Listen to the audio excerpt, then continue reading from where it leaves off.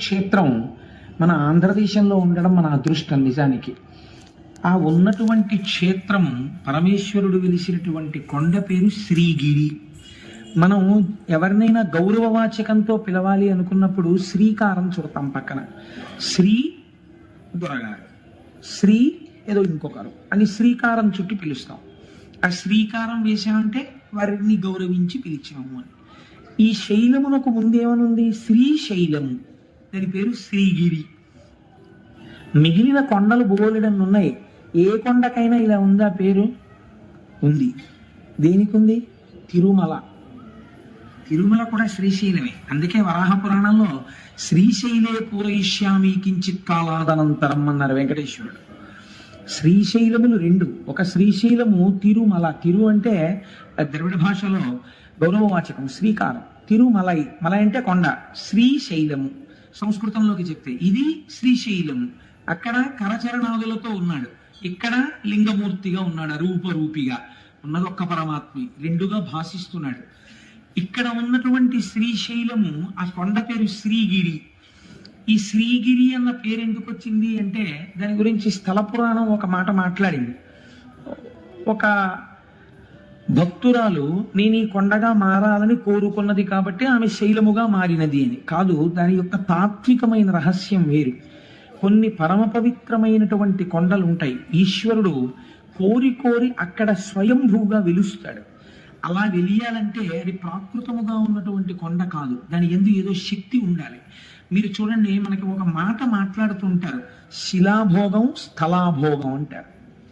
శిలాభోగం అంటే ప్రపంచంలో ఎన్నో శిలలు ఉంటాయి. ఏదో ఒక శిలని పట్టుకొచ్చి ఒక ఆయన చెక్కుతాడు, ఒక గుళ్ళో పెడతాడు. దానికి ఎన్ని అభిషేకాలో ఎన్ని పూజలో అది మూర్తి అయిపోయింది, శిలాభోగం. అంతకన్నా గొప్ప మూర్తిని చెక్కి ఇంకో గుళ్ళో పెడతారు, ఆ గుళ్ళోకి వెళ్ళేవాడు ఉండడం. శిలాభోగం అంటే దానికి లేదా అదృష్టం రాదు, ఇక్కడికి భక్తులు అంటారు.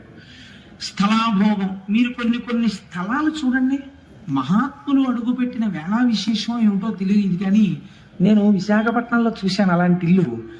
ఒక ఇల్లు ఉండేది, అదంటే మా బంధువులే ఉండేవారు అందులో, అందుకని నాకు తెలుసు. చీకటి గుహ ఎలా ఉంటుందో గదులు అలా ఉండేవి ఆ ఇంట్లో. అంత చీకటి, అంత అలా ఉండేవి ఆ గదులన్నీ కూడాను. కానీ ఆ ఇంట మంగళతోరణం కట్టి మళ్ళీ మంగళతోరణం ఎండిపోయింది తీయడానికి టైం ఉండేది కాదు, మళ్ళీ తోరణం కట్టించేవారు. ఎప్పుడూ శుభమే. ఆ ఇంట్లో ఎంత చిత్రం అంటే ఏదైనా శుభకార్యం జరగట్లేదంటే ఆ ఇంటికి వెళ్ళి ఓ 4 రోజులు ఉంటే శుభకార్యం అయిపోయేది. స్థలాభోగం, మీరు ఏమని చెప్పగలరు దానికి? స్థలాభోగం అనాలంతే. అంటే ఆ ఇంటికి ఏదో మహత్తరమైనటువంటి ఓ పెంకో ఏదో వచ్చేసింది అనమాట. ఆ స్థలం అటువంటిది. మనకి తెలియదండి ఒక్కొక్కసారి ఆ స్థలం అంత శక్తివంతమైందని మనం కనిపెట్టలేము, పెద్దలైతే కనిపెడతారు. శంకరాచార్యుల వారు పాదచారి నడుస్తున్నప్పుడు ఒకానొక చోట వారు ఎండ నుంచి సేద తీరడం కోసమని కూర్చున్నారు. మంచి రోహిణీ కార్తె. అటువంటి సమయంలో ఒక కప్ప నీటిలోకి దూకలేకపోయింది, ఆ ఎండకి శోషించిపోయింది. పక్కన పుట్టలో ఒక పెద్ద నాగుపాము ఉంది. ఆ నాగుపాము పాకుతూ వచ్చి కప్పని మింగుతుందని శంకరాచార్యుల వారు చూస్తున్నారు. అది పడగ పట్టి ఆ పడగ నీటిలో కప్పకి విశ్రాంతినిచ్చింది. విశ్రాంతి తీసుకున్న కప్ప నీటిలోకి దూకింది. వెంటనే శంకరాచార్యుల వారు అంతర్ముఖులై చూశారు, ఒక నాగుపాము కప్పకి ఎందుకు పడగ పట్టింది, కాబట్టి ఈ స్థలానికి ఏదో ప్రాముఖ్యత ఉండాలి అని. అప్పుడు వారు లోపల అంతర్ముఖులై చూస్తే అది ఋష్యశృంగ మహర్షి తపస్సు చేసిన ప్రదేశం. అందుకే అక్కడ జీవులకు ఒకదాని పట్ల ఒకదానికి శత్రుభావన లేకుండా చెనకకుండా అంత సంతోషంగా కలసిమెలసి ఉంటున్నాయి. ఇంత పరమ పవిత్రమైన భూమి కనుక ఇక్కడే నేను మొట్టమొదటి పీఠాన్ని పెడతానన్నారు. అదే ఇవాళ మనం ఆరాధన చేసేటటువంటి శృంగగిరి పీఠం కర్ణాటకలో. కాబట్టి స్థలాభోగము ఉన్నదా లేదా? ఉన్నది. శ్రీగిరి అన్నప్పుడు అందులో శ్రీ శకార రకార ఈకారములు ఉన్నాయి. శకార రకార ఈకారములు ఉంటే శ్రీమాత అని ప్రారంభమైంది లలితా సహస్రనామం. ఆ 3 అక్షరాలు బ్రహ్మశక్తి, విష్ణుశక్తి, రుద్రశక్తి, ఈ 3 శక్తుల్ని తెలియచేస్తాయి. ఈ 3 శక్తులు ఉన్నటువంటి కొండ, ఈ 3 శక్తులు మమేకమైన శక్తి రూపిణి భ్రమరాంబిక, అందుకని శక్తిపీఠం. ఇప్పుడు ఆ కొండ మీద అడుగు పెట్టిన వాడికి సరస్వతీ కటాక్షం కావాలా, లక్ష్మీ కటాక్షం కావాలా, జ్ఞానం కావాలా? నువ్వు అడగక్కర్లేదు, నోరు తెరిచి నీకేది కావాలో అది ఆ కొండలోంచి ప్రసరిస్తుంది. అంత శక్తివంతమైన స్థలం అది, అంత శక్తివంతమైన కొండ ఆ కొండ. అందుకే శంకరాచార్యులు వారి యోగరత్నావళి స్తవంలో ఓ మాట అంటారు, శ్రీశైల శృంగే వివిధ ప్రసంగే శేషాద్రి శృంగే సదా వసంతం తమర్జునం మల్లిక పూర్వమేనం శ్రీశైల శృంగ కుహరేషు కదోపలప్స్యే గాత్రం యదా మమలతాః పరివేశయంతి కర్ణే యదాః విరచయంతి ఖగాశ్చ నీడాస్ అంటూ సిద్ధిం తథావిధ మనోవిలయం సమాధౌ అన్నారు. శ్రీశైలంలో తొందరగా మనస్సు లయమైపోతుంది అంటారు. అక్కడికి వెళ్ళి జపం చేసుకుందాం అనుకున్న వాళ్ళకి, అక్కడికి వెళ్ళి కూర్చుని మాకు ఒక ఆఫీసర్ గారు ఉండేవారు. ఇప్పుడు నాకు పుష్పమాల వేశారే, ఆ వారు చేసిన ర్యాంక్కి సమానమైన ర్యాంకు, ఆ డెప్యూటీ మేనేజర్ క్వాలిటీ కంట్రోల్ అని మా ఆఫీసులో ఒక పరమ గౌరవనీయమైన పదవి, ఒక జిల్లా స్థాయి అధికారి. ఆయన పేరు అరుణ జటేశ్వరుడు, చాలా గొప్ప పేరు, ఎక్కడ ఉండదు అసలు. ఆయనే అరుణ జడాయ్ అని పిలుస్తుండేవారు. ఆయన పరమభక్తుడైన ఆయన శ్రీశైల క్షేత్రానికి వెళ్ళి భ్రమరాంబ అమ్మవారి దేవాలయపు గోడల దగ్గర కూర్చుని రుద్రాన్ని పారాయణ చేసి వస్తుండేవారు. అందుకే మహానుభావుడు ఒక పువ్వులా పనిచేసి ఒక పువ్వులా వెళ్ళిపోయారు ఆయన. మొన్ననే నాకు ఫోన్ చేశారు, ఈ మాట ఎప్పుడైనా వీలైతే ఒకసారి సభకి పిలిపిస్తాను వారిని, ఒకసారి రండి చెన్నై నుంచి అని. నేను ఎందుకు ప్రస్తావన చేశానంటే అక్కడ తొందరగా మనస్సు లయం అవుతుంది. సిద్ధిం తథావిధ మనోవిలయం సమాధౌ గాత్రం యదాహ మమలతాః పరివేశయంతి అంటారు శంకరాచార్యులు వారు. మీ మనస్సు లయమైపోతే మీకు బాహ్య ప్రపంచంతో సంబంధం ఉండదు. మీకు బాహ్య ప్రపంచంతో సంబంధం లేదు అని ముందు ఎవరు నమ్మాలి? తీగలు నమ్ముతాయి. తీగలు నేను వెళ్ళిలా కూర్చున్నా నన్ను చుట్టుకో, వీళ్ళు లేచి వెళ్ళిపోతాడని చుట్టుకోదు. కానీ ఒక కర్రపుల్ల ఇలా ఉందనుకోండి, తీగ వచ్చి చుట్టుకుంటుంది. అలాగే శ్రీశైలమునందు తొందరగా సమాధిలోకి వెళ్ళిపోతారు కాబట్టి అక్కడ తీగలు అల్లుకుని ఉంటాయిట. ఎన్ని ఓషధులకు ఆలవాలము శ్రీశైల పర్వతం. అసలు అన్నింటికన్నా ఆశ్చర్యం అండి, శ్రీశైలానికి దగ్గరలో ఒక క్షేత్రం ఉంది, అక్కడ అమ్మవారు ఉన్నారు, సిద్ధేశ్వరం అనుకుంటాను నాకు జ్ఞాపకం ఉన్నంత వరకు. మీరు అమ్మవారికి బొట్టు పెట్టచ్చు అక్కడ. మీరు అమ్మవారికి కుంకుమ బొట్టు పెడితే శిలామూర్తిగా ఉండదు, నుదురు మెత్తగా తగులుతుంది, వేలు పెట్టినప్పుడు మీ ఒళ్ళు పులకరిస్తుంది. శ్రీశైలం ఎన్ని రకాల ఉపాసనలకు ఆలవాలము, అంత గొప్ప క్షేత్రం శ్రీశైలం. అటువంటి శ్రీశైలంలో ఆ శ్రీశైల పర్వతం మీద పరమశివుడు స్వయంభూమూర్తిగా వెలిశాడు. మీరు చూడండి, ఎందుకు వెలియాలి? ఏదో కారణం ఉండాలి కదండి. నిన్న సౌరాష్ట్రే సోమనాథంచ ఒక కారణం కనపడింది, ఇక్కడ కూడా ఒక కారణం ఏమైనా ఉందా అంటే శ్రీశైలంలో ఎందుకు పరమశివుడు వెలయవలసి వచ్చింది అన్న దాని గురించి పెద్దలు ఒక హేతువుని చెప్పారు. క్రౌంచేన పర్వతే దూరంగతే తస్మిన్ స్వపుత్రకే తేచ తత్ర సమాసీనౌ జ్యోతి రూపం సమాశ్రితౌ పుత్ర స్నేహాతురౌతౌ వై శివౌ పర్వణి పర్వణి దర్శనార్థం కుమారస్య స్వపుత్రస్య గచ్చతః అమావాస్యాం దిశే శంభు స్వయం గచ్చతి తత్ర పౌర్ణమాసే దినే తత్ర పార్వతీ గచ్చతి ధ్రువం. మీకందరికీ తెలుసున్నటువంటి విషయమే. గణాధిపత్యం ఎవరికి ఇవ్వాలి అని నిర్ణయం చెయ్యవలసి వచ్చినప్పుడు శంకరుడు తన ఇద్దరు కుమారులను పిలిచి ఎవరు భూమండలానికి అంతటికీ తొందరగా ప్రదక్షిణం చేసి వస్తారో వారికి నేను పట్టాభిషేకం చేస్తాను, వారికి నేను గణాధిపత్యం ఇస్తాను అన్నారు. అంటే గబగబా బయలుదేరాడు సుబ్రహ్మణ్యేశ్వర స్వామి. వారిది నెమలి వాహనం కాబట్టి గబగబా వెళ్ళి భూమండలంలో ఉన్న దేవాలయాలన్నిటినీ దర్శనం చేసుకుంటూ వస్తున్నాడు. ప్రదక్షిణం అంటే అది బాగా గుర్తుపెట్టుకోండి. సాధారణంగా మనం ఈ కథని కథగా చెప్పేస్తాం. ఆయన ఏమన్నాడు పరమశివుడు? ప్రదక్షిణం చేసి రమ్మన్నాడు. ప్రదక్షిణం చేసి రమ్మంటే గుళ్ళల్లోకి ఎందుకంటే సుబ్రహ్మణ్యేశ్వర స్వామి గిరగిరా తిరిగేసి వచ్చేయకూడదు అంటే, ఓ విమానం తిరిగేసినట్టు ఏరియల్ వ్యూ అంటాం కదా మనం, అలా నెమలి వాహనం ఎక్కి అలా తిరిగిలా వచ్చేస్తే బాగుంటుంది కదా. ప్రతి గుళ్ళోకి వెళ్ళాడు ఆయన. ప్రతి గుళ్ళోకి వెళితే ఆయనకి ఏం కనపడేదంటే ఈయన గుళ్ళోకి వెళ్ళేటప్పటికీ విఘ్నేశ్వరుడు బయటికి వెడుతున్నట్టు కనపడేది. అయ్యో అన్న ఇదేంట్రా నాకన్నా ముందే బయటికి వెళ్ళిపోతున్నాడు, ఎలా వెళ్ళిపోతున్నాడు రా అనుకునేవాడు ఆయన. ప్రతి గుళ్ళోనూ ఈయన వెళ్ళడం, ఆయన బయటికి వెళ్ళడం. అదేంటి, ఎందుకు అసలు సుబ్రహ్మణ్యుడు గుళ్ళల్లోకి తిరగడం? ఆయన చెప్పాడా పరమశివుడు నువ్వు గుళ్ళల్లోకి వెళ్ళిరా, భూమండలం మీద ఉన్న గుళ్ళన్నీ చూసిరా అని చెప్పాడా? ప్రదక్షిణం చేసిరా అని చెప్పాడా? ప్రదక్షిణం చేసిరా అని చెప్పాడు. ప్రదక్షిణం చేసిరా అంటే గుళ్ళల్లోకి ఎందుకంటే వెళ్ళడం? అదే ప్రదక్షిణం అంటే. ప్రదక్షిణం అంటే ఏమిటో తెలుసా అండి? దేవాలయంలో ప్రదక్షిణం చేసేటప్పుడు లోపల ఉన్న మూర్తి మిమ్మల్ని పరిశీలన చేస్తాడు. నన్ను నమ్ముకున్నటువంటి మహాభక్తులందరూ నా దేవాలయంలో కొలువు తీరి ఉన్నారు, వీరికి నమస్కరించి వీరి అనుగ్రహంతో నా దగ్గరికి వస్తాడా, వీళ్ళంతటి వాళ్ళు వీళ్ళెందుకని నా దగ్గరికి వస్తాడా చూద్దామని వీళ్ళని వదిలి లోపలికి వెళ్ళిన వాడిని చూడగానే ఇలా మొహం తిప్పుతాట పరమేశ్వరుడు. కాబట్టి మీకు ఈశాన్యలింగం అని ఉంది అరుణాచలంలో. అరుణాచలంలో ఈశాన్యలింగం దగ్గర నందీశ్వరుడు ఇలా ఉంటాడు. మొన్న మేము వెళ్ళినప్పుడు ఆయన ఎందుకు అలా మొహం పక్కకి తిప్పుకుని ఉన్నాడు అని అడిగితే ఆయన తమిళంలో చెప్తే ఏదో వచ్చిన వాళ్ళు ఎవరో దాన్ని తర్జుమా చేశారు. ఒక మహాభక్తుడు, ఒక ఆయన, కొంతమంది భక్తులు పల్లెటూరు నుంచి వచ్చారు కానీ వాళ్ళు పరమ భక్తులు. వాళ్ళు వచ్చి దర్శనం చేసుకుందాం అంటే నంది అడ్డొచ్చింది. అడ్డొస్తే వాళ్ళు శివుడికి చెప్పారు, ఈశ్వర నీ దర్శనం చేసుకుందాం అంటే నంది అడ్డొస్తోంది. ఆయన అన్నాడు, నా భక్తులకు కనపడే వరకు కాసేపు మొహం అలా పక్కకి తిప్పన్నాడు. అందుకని ఇలా పెట్టాడు ఆయన. మళ్ళీ నువ్వు ఇటు తిప్పచ్చు అనలేదు, ఏమో ఇలాంటి వాళ్ళు ఇంకా వస్తారేమో అలా ఉండు కాసేపు అన్నట్టే లెక్క. అందుకని అలాగే ఉన్నాడు ఈశాన్యంలో. కాబట్టి చూడండి, భక్తుల పట్ల ఆయన ఎంత ప్రీతి వహించి ఉంటాడో చూడండి. లోపల భక్తి ఉంటే ఆయన దాన్ని గమనిస్తాడు. ప్రదక్షిణం అంటే దేవాలయాలలోకి వెళ్ళి చేసినది ప్రదక్షిణం. అరుణాచల శైలమునకైనా సరే, అరుణగిరి ప్రదక్షిణం చేసేటప్పుడు దేవాలయాల్ని విడిచిపెట్టి మీరు కొండ చుట్టూ తిరిగితే అది ప్రదక్షిణం అవుతుందని నేను అనుకోవట్లేదు. ఎందుకంటే అలా శాస్త్రం మాట్లాడలేదు కనుక. లేకపోతే తలుపులు తీసి అర్ధరాత్రి వేళ కూడా లింగ దర్శనం అయ్యేటట్టుగా శ్రీ అరుణాచలంలో ఎందుకు ఉంచుతున్నారు? మీరు వెళ్ళితేనే ప్రదక్షిణం పూర్తవుతుందని. మీరు వదిలిపెడితే ప్రదక్షిణం ఎలా అయింది? మీరు దేవాలయ సహితంగా చేసిందే ప్రదక్షిణం.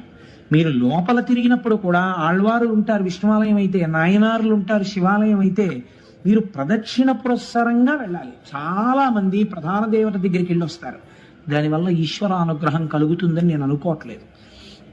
మీకు భూమండల ప్రదక్షిణంలో విఘ్నేశ్వరుడు చేసిన ప్రదక్షిణమే దానికి ప్రమాణం. ఇంతలోకి ఆయన పాపం పోన్లే అన్నయ్య కన్నా ముందుకెడతానేమో అని పరిగెత్తాడు కైలాసం దగ్గరికి వచ్చాడు. ఈయన ఏం చేశాడు? గణపతి నిజంగా వెళ్ళారు ఆయన సూక్ష్మంలో మోక్షం అంటారు చూసారా, అటువంటిది ఒకటి చేశాడు. అన్ని వేళలా చెయ్యకూడదు, ఎప్పుడు నిజంగా మీరు చేయలేరో అప్పుడు చెయ్యాలి దాన్ని. శ్రీరామ రామ రామేతి రమే రామే మనోరమే సహస్రనామ తత్తుల్యం రామనామవరాననే నిజమే. శ్రీరామ శ్రీరామ శ్రీరామ అంటే విష్ణు సహస్రం చెప్పినట్టు. అందుకని పూజంతా మానేసి 3 మాటలని వెళ్ళిపోతానంటే కుదరదు. నిజంగా మీకు అంత టైం లేని పరిస్థితి వచ్చినప్పుడు శ్రీరామ శ్రీరామ శ్రీరామనమని. పాపం నెమలి వాహనము లేదు, స్థూలకాయం, ఎలక వాహనం, నేను తిరగలేనేమో అనుకుని అన్ని విధాలా బేరీజు వేసుకున్నప్పుడు ఆయన ఏం చేశాడంటే, నాన్నగారు తల్లిదండ్రులకు చేసినటువంటి ప్రదక్షిణం భూమండలానికి చేసిన ప్రదక్షిణంతో సమానం, కాబట్టి నేను మీకే ప్రదక్షిణం చేసి మీకే నమస్కరిస్తున్నాను, అశక్తుడను కనుక. ఈయన అశక్తుడే, అలా సుబ్రహ్మణ్యుడితో సమానంగా వెళ్ళడానికి ఎవరు అంగీకరించాలి? సర్వజ్ఞుడైన శంకరుడు అంగీకరించాలి. ఈ బుద్ధి కుశలత ప్రదర్శించాడు, గణాధిపత్యం ఇచ్చాడు.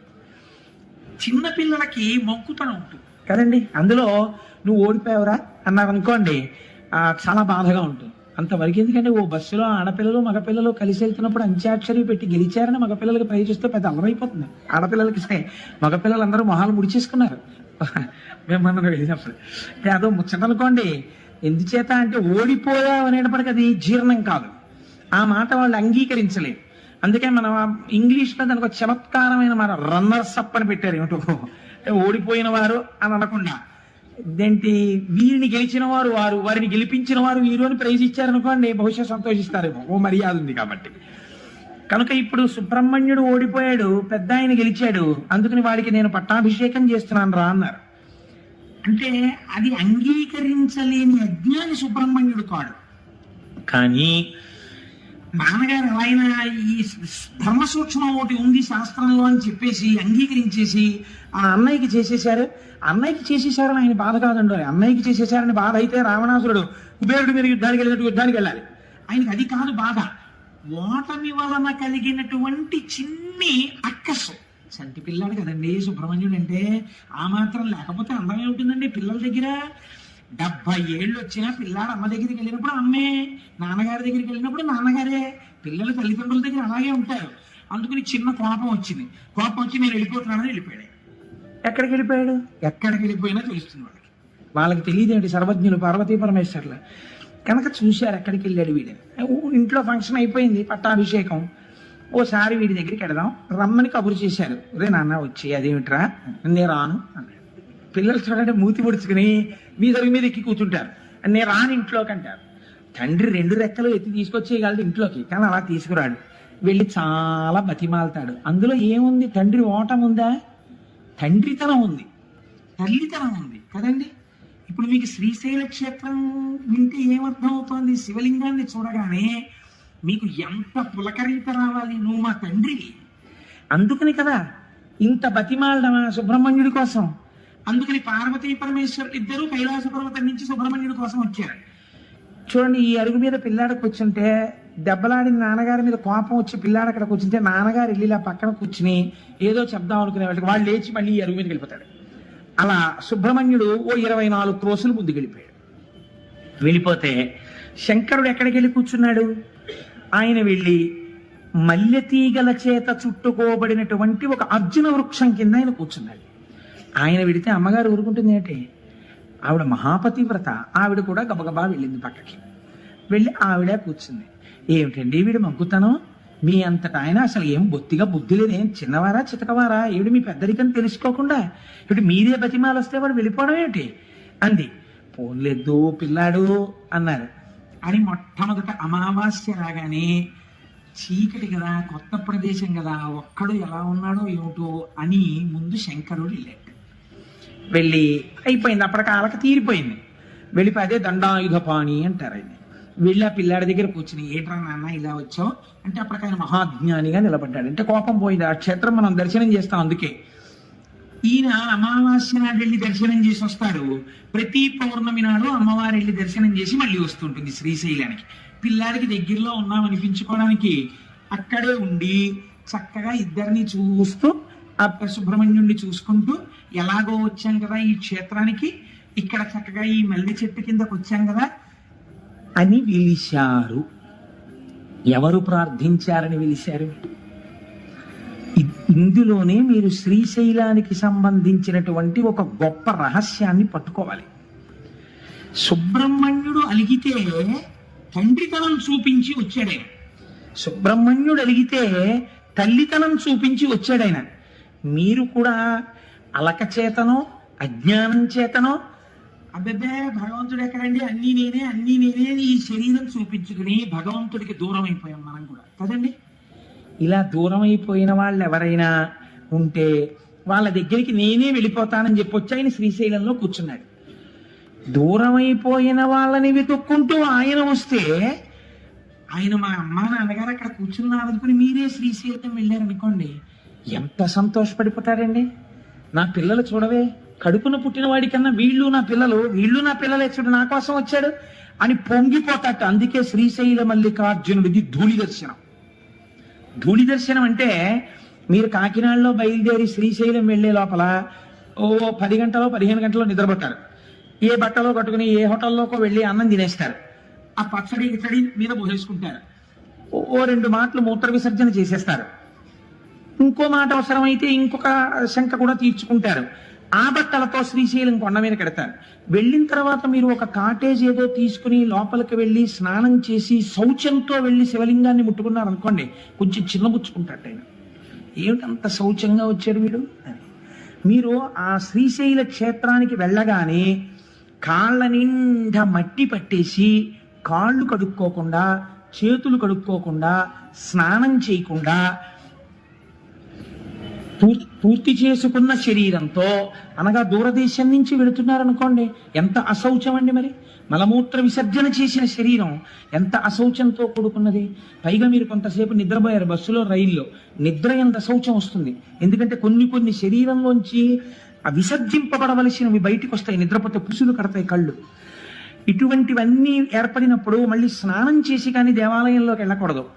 మీరు ఇన్ని అశౌచాలు దగ్గర పెట్టుకుని కాటేజీలో పెట్లు పారేసి ఈ మట్టి చేతులతో ఈ మట్టి కాళ్ళతో వీలైతే ఇంకోసారి శ్రీశైలం కొండ మీద ఒక కప్పు టీ తాగకపోతే ఉండలేదని తాగేసి కాళ్ళు కడుక్కోకుండా శ్రీశైలం గుడి దగ్గరికి వెళ్ళి ధూళి దర్శనానికి వచ్చామండి అని లోపలికి వెళ్ళి ఈ మట్టి కాళ్లతో మోకాళ్ళ మీద కూర్చుని మట్టి చేతులతో శివలింగాన్ని ముట్టుకుని చెమట పట్టేసిన మొహంతో శివలింగం మీద తల పాటిస్తే పొంగిపోతట ఆయన. వీడు రానా కొడుకంటట, సర్వకామ్య సిద్ధినిస్తట. దీన్ని ధూళి దర్శనం అంటారు శ్రీశైలంలో. శ్రీశైలంలో మీరు అందుకే దేవాలయం దగ్గరికి వెళ్ళి ఫలానా చోటు నుంచి వచ్చామండి, ధూళి దర్శనానికి వచ్చామంటే లోపలికి వెళ్ళిపోండి అంటారు. నేను ఎన్నో మాటలు శ్రీశైలంలో అలా ధూళి దర్శనం చేశాను. కాబట్టి ధూళి దర్శనం శ్రీశైలంలో చెయ్యాలి. ఎందుకు చెయ్యాలి అంటే, ఉదాహరణకి అంటే మీకు అర్థం అవడం కోసం చెప్తున్నాను సుమండి. 10 మాటలు కోటేశ్వర ఎందుకు స్వవిషయం ప్రస్తావన చేస్తాడు అని మీరు అనుకోకండి. నా కొడుకు ఎక్కడో దూరంగా ఉండి చదువుకుంటున్నాడు అనుకోండి, ఒక రాత్రంతా బెత్త మీద నిద్రపోయి ముందు రోజు 3 గంటలకి రైలు ఎక్కి ఏ రైల్వే స్టేషన్లో కనపడినటువంటి పదార్థమో ఎడం చేతిలో పెట్టుకుని కుడి చేతితో తినేసి అవన్నీ మీద పడిపోయిన చట్నీ మరకలతోటి ఆ చెమట పట్టేసిన మొహంతో ఆ రైలు దిగి అనుకోకుండా వాడి ఇంటికి వచ్చి తలుపు కొడితే నేను వెళ్ళి ఇలా తలుపు తీశాను అనుకోండి, తలుపు తీస్తే నా కొడుకు కనపడ్డాడు అనుకోండి, ఏమిటో ఇలా వచ్చావు అనుకోకుండా అన్నాను అనుకోండి, నాన్నగారండి నాకు గత వారం మీరు కల్లోకి వచ్చారు నాన్నగారండి, అందుకని 2 రోజులు అనుకోకుండా సెలవులు వచ్చాయి, అక్కడ ఏదో స్థానికంగా ఎన్నికలు జరుగుతున్నాయి సెలవులు ఇచ్చారు, మిమ్మల్ని చూడాలనిపించి వచ్చేసాను నాన్నగారండి అన్నాడు అనుకోండి. అని నా కొడుకు నన్ను గట్టిగా పట్టుకున్నాడు అనుకోండి, నేను కూడా పుత్రగాత్ర పరిష్వంగం అని సంతోషంగా వాడి నాన్న కల్లోకి వచ్చావా ఇంత కష్టపడి అది కౌగిలించుకుంటానా, దూరంగా స్నానం చేసిన అంటానా? కౌగిలించుకుంటాను అంతే. తండ్రిగా మీకే ధూళి దర్శనం ఉంది కదండి, అంత దూరం నుంచి వచ్చిన కొడుకుని చూడగానే మురిసిపోయి కౌగిలించుకుంటున్నారే, శ్రీశైలలింగమునందు తండ్రితనం ఉంది. అందుకే మీరు అడిగారని రాలేదు, మీకోసం ఆయన వచ్చాడు. జగత పితరవు వందే పార్వతీ పరమేశ్వరవు ప్రతిరోజు వస్తాడు. అసుర సంధ్య వేళలో భూమండలం మీది నుంచి వెడుతుందిట నందివాహనం. అందుకే ఆ సమయమునందు చెయ్యకూడని పనుల జాబితా కొద్ది చెప్పింది శాస్త్రం. మీరు భాగవతంలో విన్నారు, పునః ప్రస్తావన అక్కర్లేదు. అటువంటి సమయంలో శ్రీశైల పర్వతం మీద మాత్రం ఒక్కసారి దిగుతాట పరమాత్మ. అంత పరమ పవిత్రమైన సమయంలో మీరు శ్రీశైలంలో ఉండి నిజంగా శ్రీశైల దేవాలయంలో కూర్చుని ఆ సమయంలో శివాష్టోత్తర శతనామ స్తోత్రాన్ని మీరు చదువుకుంటున్నారు అనుకోండి. చదువుకుంటుంటే అక్కడ దిగిన పరమాత్మ ఎంత పరవశించిపోతాడు, ఇన్ని పేర్లు పెట్టి నన్ను పిలుస్తున్నాడు రావిడని. గుళ్ళో అక్కర్లేదు, మీరు ఏ కాటేజ్లో కూర్చుని చదివినా సరే మీ జన్మ చరితార్థం అయిపోయినట్టే. అందుకే శ్రీశైలంలో వెలిసినటువంటి పరమాత్మ ఒకరి ప్రార్థన చేత వెలియలేదు, స్వయంభూగా తనంత తాను వెలిశాడు. ఎందుకు వెలిశాడు? మీకు నాకు తల్లిగా తండ్రిగా వెలిశాడు ఆయన. అందుచేతనే అక్కడ ధూళి దర్శనం ఇచ్చాడు. అందరికన్నా చేతకాని వారెవరో వారి చేత పూజలు అందుకుంటాడు. తెలుసా అండి? ఇప్పుడంటే లేదండి, ఇప్పుడు ఒక్కొక్కటి మోడర్నైజ్ అయిపోయి దేవాలయాలు కూడా కొంచెం ఇదిగా ఉంది. కానీ నేను కానుకొకప్పుడు ఇంటర్మీడియట్ చదువుకునే రోజుల నుంచి, అనగా ఇంచుమించు 1973-75 ప్రాంతాల నుంచి శ్రీశైలం వెళ్ళినటువంటి సందర్భాలలో సుప్రభాత దర్శనం కోసమని వెంపర్లాడి పరిగెత్తేవాడిని. ఆ రోజుల్లో చెంచులు వచ్చేవారు. చెంచులు వచ్చి ఎంతంత డప్పు నిజంగా. నేను నా భార్య నా పెళ్ళైన తర్వాత కూడా అస్తమానం శ్రీశైలం వెళ్ళేవాళ్ళం. పెద్ద డప్పులు, ఇంతంత డప్పులు పట్టుకొచ్చి పెట్టుకుని అర్చక స్వాములు ప్రాతస్మరామిగ ననాద మనాద బంధుం సింధూరపూరప దిశోభిత గండ యుగ్మం ఉద్దండ విఘ్న పరిఖండ నచండ దండ ఆఖండలాది సురనాయక బృందవంత్యం అన్న సుప్రభాతం చదివి తెర తీసి శివలింగ దర్శనం అయ్యే ముందు ఎవ్వరూ చూడకండి, ముందు దర్శనం నందికే నందికే నందికే అని చెప్పేవారు. తెర తీయగానే నిజంగా ఈ చెంచులు ఆనందంతో వాయించేవారు. వెన్నుపాములోంచి పులకరింతలు వచ్చేసేవి నిజంగా ఆ వాయిద్యాలు వింటుంటే. అంత సంతోషంతో మల్లమ్మ మల్లమ్మ ఓ చెవిటి మల్లమ్మ, మల్లమ్మ మల్లమ్మ ఓ చెవిటి మల్లమ్మ నడిచేవారు. ఆయనకి అదో పేరండి, చెవిటి మల్లమ్మ నడిస్తే పొంగిపోతాట. శ్రీశైలం వెళ్ళి భగవంతుడికి ఏమైనా మంచి పేర్లు ఉంటాయి, ఓ శివ అంటారు, ఓ శంకర అంటారు. చెవిటి మల్లన్న ఏమిటండి? అక్కడికి వెళ్ళోసారి ఓ చెవిటి మల్లన్న విన్నావా అంటే పొంగిపోతాట ఆయన. ఆయనకి అదో పేరు శ్రీ మల్లికార్జునుడికి. ఎక్కడైనా విన్నారా మీరు ఇటువంటి చేష్టితం? ఏమిటి సౌలభ్యం పరమాత్మది అంటే, ఒక భక్తుడు ఒకడు నువ్వు నన్ను రక్షించి కాపాడు సుమా అన్నాడు. ఏమీ తెలియని అమాయకపు భక్తుడు. అలాగే ఉంది శివలింగం. బయటికి వచ్చి మళ్ళీ చెప్పాడు, నేను చెప్పింది విన్నావా, నిన్ను నమ్ముకుని వచ్చాను తండ్రివని, చెయ్యాను సుమా అన్నాడు. అలాగే ఉంది శివలింగం. విన్నాడా అనుమానం వచ్చింది, లోపలికి జనం వెళ్తున్నారు వస్తున్నారు, నేను చెప్తున్నాను విన్నాడంటావా, ఓ చెవిటి వల్ల విన్నావా అన్నాడు. వెంటనే అతనే బాబోయ్ వీడు ఇంకో మాట అనకుండా తీర్చేద్దామన్నా కోరిక తీర్చేశాడు. అప్పటి నుంచి ఇప్పటి వరకు చెవిటి మల్లన్న అన్న బాబాయ్ విన్నాను రోయ్ అంటాట. తండ్రి చూడండి మీరు, తండ్రి మహాప్రాజ్ఞుడు, అందరి చేత నమస్కరింపబడేవాడు, లోకపూజితుడు. అటువంటి తండ్రి కుర్చీలో కూర్చుని ఉంటాడు. ఆయనతో మాట్లాడడానికి పెద్దలైన వారు వచ్చి గదిలో కూర్చుని ఉంటారు, వాళ్ళతో మాట్లాడుతుంటాడు. ఓ 3 ఏళ్ల మనవడు, వాడికి ఏం తెలియదు, వచ్చి తాతగారండి తాతగారండి అంటే, లేకపోతే కొడుకు అనుకోండి పోని, నాన్నగారండి నాన్నగారండి నాన్నగారండి అని పిలుస్తాడు. ఉండు ఉండు మాట్లాడుతున్నాను కదా కాసేపు అలా ఉండు అంటాడు తండ్రి. వాడు చూసి తండ్రి అంతకీ వింటలేదని ఆ కుర్చీ మించి మెల్లిగా ఏదో కొండెక్కేసినట్టుగా పొడుగాటి కాలు మించి తొడ మీదకి ఎక్కేసి ఇలా కంఠం పట్టుకుని నిలబడితే పడిపోతామని తండ్రి ఇలా వాడి నడుం చుట్టూ చెయ్యేసి పట్టుకుంటే ఆయన చెవులో పెట్టి వేలు, నాన్నగారండి నాన్నగారండి అని ఆయన మొహం పెట్టుకుని ఇలా అడ్డొచ్చేసి, నాన్నగారండి నాన్నగారండి ఉండు నాన్న మాట్లాడుతున్నానా అంటాడు తండ్రి.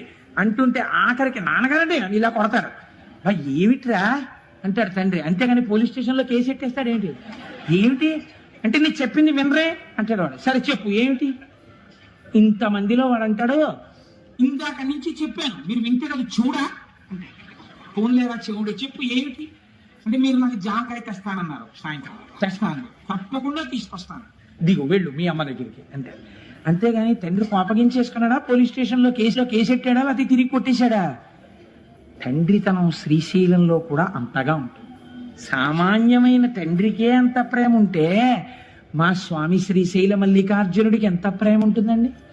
తెలుసున్నవాడు అలా పిలవకూడదు.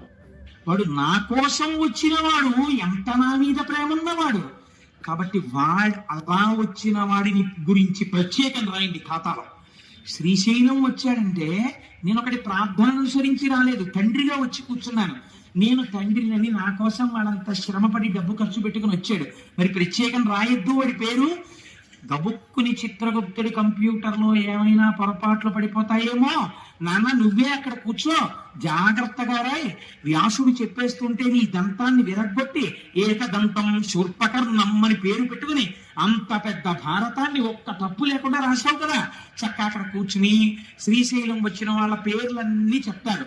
గోత్రం పేరు చక్కగా రాయనన్నా అని చెప్పింది అమ్మవారు. అమ్మవారు ఏం చెప్తే చేస్తారు. ఆ కొడుకులు ఇద్దరు మంచి కొడుకులు, విన్నారు కదా మన మూక పంచశతిలో. అదే మూకశంకరులు అడిగారు, నీకే ఎవరి మీద కావాలమ్మా నీ కారుణ్యం.